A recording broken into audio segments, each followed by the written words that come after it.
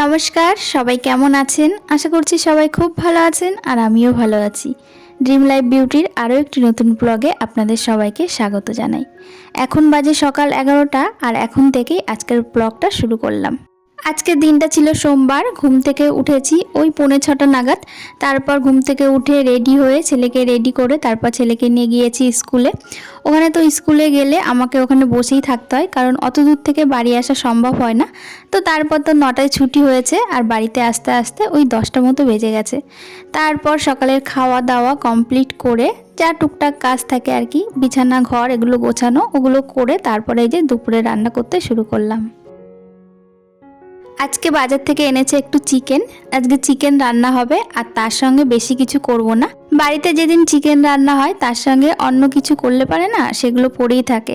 তো যাই হোক, আজকেও তেমন কিছু রান্না করব না, শুধুমাত্র মাংসের ঝোল আর এর মধ্যে করব একটু বাঁধাকপি। আজকের বাঁধাকপিটা বেশ খানিকটা, মাঝে মাঝে ভাবি জানেন তো, আমার এই কড়াইটা, যে কড়াইটাতে আর কি সবসময় আমি রান্না বান্না করি, এখন যেটাতে রান্না করছি ওই কড়াইটার কথাই বলছি, একটুখানি বড়। তো ভাবছিলাম যে একটুখানি ছোট কড়াই কিনে তারপর ওটার মধ্যে মানে প্রতিদিনের রান্না বান্নাটা করব। কিন্তু যখন শাক, তারপরে এই যে আজকের মতো বাঁধাকপি, এগুলো রান্না করতে গেলে না একটু বড় কড়াইয়েরই প্রয়োজন হয়। কারণ বাঁধাকপি দেওয়ার সঙ্গে সঙ্গে তো অনেকটা হয়, তারপর আস্তে আস্তে সেদ্ধ হয়ে কমে যায়। আর আমাদের বাড়িতে শাক পাতা এগুলো না একটু বেশি রান্না হয়, তো সবাই আর কি শাক পছন্দ করে, তো সেই জন্য একটু বেশি করেই রাখা হয় আর বেশি করেই রান্না করা হয়। তবুও ওই শাক আমাদের কম পড়ে যায়, এরকম একটা ব্যাপার। তো সেই হিসাবে আমার এই কড়াইটা ঠিক আছে। তবুও ভাবছি যে আরেকটা ছোটো মতো কড়াই কিনবো, ছোটো কড়াইতে রান্না বান্না করতে বেশি ভালো লাগে। এদিকে মাংসর সমস্ত মশলা তো আমার রেডি হয়ে গেছে। তো একটা টমেটো কাটা বাকি ছিল, সেই টমেটোটা কেটে নিচ্ছি। আর বাঁধাকপিটা ওদিকে চাপিয়ে দিয়ে ঢাকা দিয়েছি, একটু সেদ্ধ হচ্ছে। আর এর মধ্যে দেব বেশ কয়েকটা কাঁচা লঙ্কা। আর এই মোটা মোটা কাঁচা লঙ্কাগুলো না প্রচণ্ড ঝাল, তো খুব বেশি দেব না, 7-8টা মতো কাঁচা লঙ্কা দেবো। কাঁচা লঙ্কাগুলো আমি একটা বাটির সাহায্যে একটু চিড়ে চিড়ে দিয়ে দেবো, কারণ এগুলো ওই ছুরি দিয়ে কাটতে আমি খুব একটা ভালো পারি না। তো বাটিতে এগুলো যেহেতু একটুখানি কান্দাগুলো উঁচু থাকে আর লঙ্কাগুলো চিড়তে না ভীষণ সুবিধা, তো লঙ্কাগুলো দিয়ে দেবো। আর এদিকে বাঁধাকপি আমার কিন্তু বেশ খানিকটা কমে এসেছে। আর বাঁধাকপিতে দেওয়ার জন্য প্রথমে কিন্তু আমি জিরে ধনে তার সঙ্গে একটু গরম মশলা দিয়ে মানে শুকনো কড়াইতে একটুখানি নেড়ে নিয়েছিলাম, তো সেটাই বেটে নিয়েছি। আর এদিকে মাংসের জন্য মশলা করেছি, আজকে মাংসের মশলা মিক্সিতে করেছি, তবে সব মশলা করিনি। এর মধ্যে আছে আদা রসুন আর আছে হচ্ছে কাঁচা লঙ্কা আর শুকনো লঙ্কা, আর তার সঙ্গে জিরে আর ধনেটা কিন্তু আমি এই মিক্সিতে দিইনি, কারণ মিক্সির মধ্যে জিরে আর ধনে দিলে না একদম পেস্ট হতে চায় না, মানে শিলনোড়াতে বেটে যেরকম আর কি মশলাটা সুন্দর পেস্ট হয়ে যায় সেরকম কিন্তু বাটা হয় না। তো সেই জন্য আমি এর মধ্যে শুধুমাত্র ওই আদা রসুন এগুলোই বেটেছি, আর এখানে জিরে আর ধনে হাতে সুন্দর করে বেটে নিয়েছি। আর আগে থেকেই আমি মাংসের আলুটা ভেজে নিয়েছি, আর এদিকে সমস্ত কিছু একদম গুছিয়ে নিয়েছি। ওদিকে বাঁধাকপিটা হলেই তারপর মাংসটা বসিয়ে দেবো। মাংসটাও আমি সুন্দর করে একদম ধুয়ে একটা ঝুড়ির মধ্যে রেখেছি, যাতে জলটা সুন্দর করে ঝরে যায়। আর তারপর যা যা লাগে আর কি সব কিছু গুছিয়ে নিয়েছি। আজকে ভেবেছিলাম মাংসটা বাইরেই রান্না করব, বাইরে আমাদের একটা কাঠের উনুন আছে, কাঠের উনুনে মাংস রান্না করলে না খুব ভালো হয় আর তাড়াতাড়িও হয়ে যায়। তবে আর যাব না, কারণ এখান থেকে সমস্ত কিছু টেনে নিয়ে যেতে হয়, তো আর ওই টানাটানি করতে আজকে আর ভালো লাগছে না। আর মাও বারণ দিল, থাক আজকে গ্যাসেই মাংসটা রান্না করে ফেলো। তো সেই জন্য মাংসটা আজকে গ্যাসেই রান্না করব। আর এদিকে দেখুন বাঁধাকপির মধ্যে দিয়ে দিলাম বেশ খানিকটা চিনি, আর তার মধ্যে যে মশলাটা বেটে রেখেছিলাম ওই মশলাটা দিয়ে দিলাম। এবার আরেকটু নাড়িয়ে চাড়িয়ে তারপর বাঁধাকপিটা নামিয়ে নেব। আজকে জানেন তো বাড়িতে একদম ধনেপাতা নেই, বাঁধাকপির মধ্যে ধনেপাতা মটরশুঁটি এগুলো দিলে ভীষণ ভালো লাগে, তবে মটরশুঁটি তো দিয়েছি কিন্তু ধনেপাতাটা নেই। তো যাই হোক, এদিকে দেখুন আমার বাঁধাকপিটা রান্না হয়ে গেছে, বাঁধাকপিটা নামিয়ে তারপর মাংসটা বসাবো।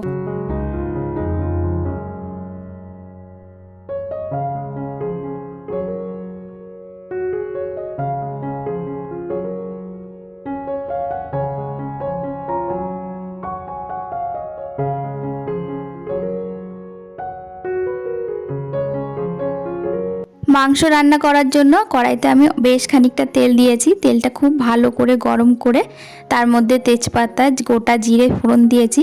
আর এবার বেশ খানিকটা পেঁয়াজ কুচিয়ে রেখেছিলাম, সেটা খুব ভালো করে ভাজা ভাজা করে নেব। পেঁয়াজ যদি খুব ভালো করে ভাজা না হয় না, সেই মাংসটা রান্না করলে আমার কাছে তেমন একটা টেস্ট মনে হয় না। তো সেই জন্য পেঁয়াজটা বেশ খানিকক্ষণ সময় ধরে একদম লাল লাল করে ভেজে নেব।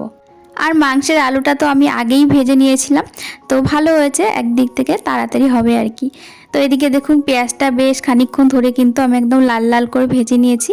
এবার মাংসটা দিয়ে মাংসটাও পেঁয়াজের সাথে একটু ভালো করে ভেজে নেব, আর তারপর মশলা এক একে দিয়ে তারপর খুব ভালো করে কষিয়ে নেব।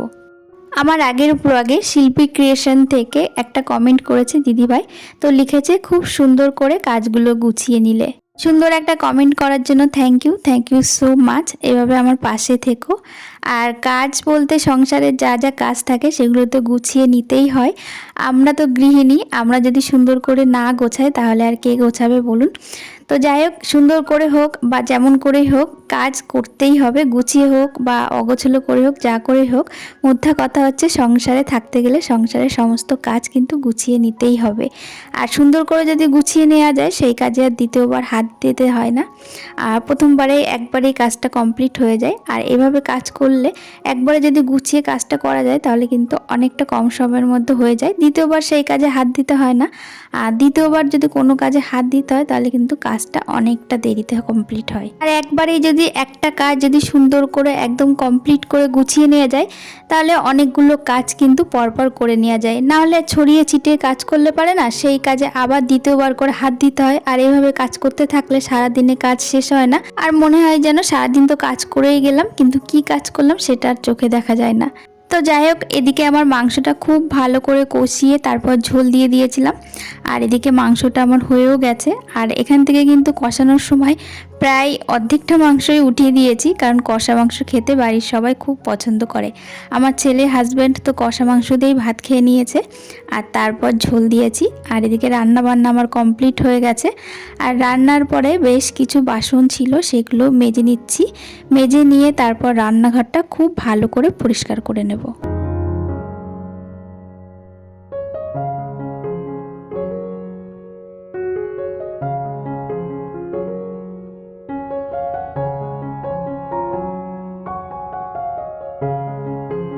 রান্না তো করাই হয় প্রতিদিন, কিন্তু রান্নার পরে সবথেকে বড় কাজ হচ্ছে রান্নাঘরটা সুন্দর করে পরিষ্কার করা। আর রান্নার পরে যদি খুব ভালো করে রান্নাঘরটা পরিষ্কার করা না যায় তাহলে কিন্তু রান্নাঘরটা তেলচিটে থাকবে। আর রান্নাঘর অল্প অল্প পরিষ্কার করার পর একদিন দেখা যাবে কি অনেকটা বেশি পরিমাণে নোংরা হয়ে গেছে, তখন কিন্তু অনেকটা টাইম দিতে হয় রান্নাঘরকে। তো যাই হোক, এদিকে দেখুন রান্নাঘরটা আমি খুব ভালো করে পরিষ্কার করে নিচ্ছি। আর ছেলের বাবার তো আগেই খাওয়া হয়ে গেছে কষা মাংস দিয়ে। তো এইবার যাব আমি স্নান করতে, স্নান সেরে তারপর আমাদের খাওয়া দাওয়াটা সারবো। তো চলুন আজকের ব্লগটা এখানেই শেষ করছি। আজকের ব্লগটা আপনাদের কাছে কেমন লাগলো অবশ্যই কমেন্টের মাধ্যমে জানাবেন। যদি ভালো লাগে একটা লাইক করে দেবেন, আর আমার চ্যানেলে এখনও পর্যন্ত যারা নতুন অবশ্যই চ্যানেলটি সাবস্ক্রাইব করে আমার পাশে থাকবেন।